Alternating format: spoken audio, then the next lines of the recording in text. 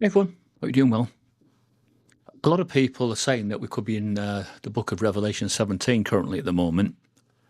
I know that the Jehovah's Witnesses have had a new thought on Revelation 17. I think it's this one here, really. I think it's 17:17 about God putting it into the hearts of man to carry out a particular action. And I said to her, I don't think that's anything unusual, is it? That God would intercept or get man to do, walk a certain way or carry out a certain action. I think he's done it in the past, hasn't he? I'm sure there's been some kind of interaction where he's used man's aggressive nations against his people in the past. I think we have examples of that. So I said, for me, there's nothing new under the sun there.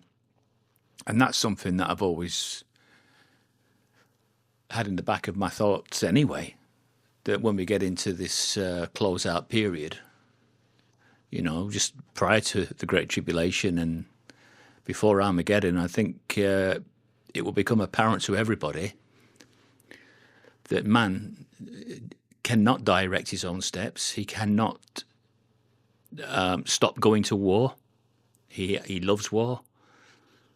He doesn't want peace. I think it's going to become apparent to everybody that we need something better, something that can achieve the things that men are failing on every day.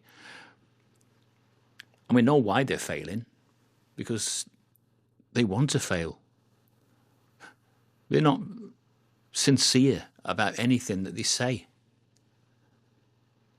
So, as I said, this is nothing new under the sun for me. I don't think that this is a case of new light or anything.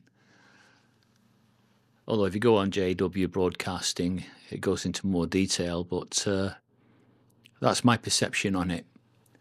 That in the past, the Almighty has used certain nations to fulfill his will, and I'm sure he will do it again. He will somehow use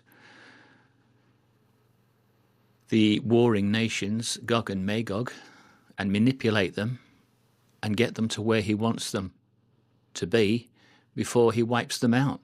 Of that, there is no doubt.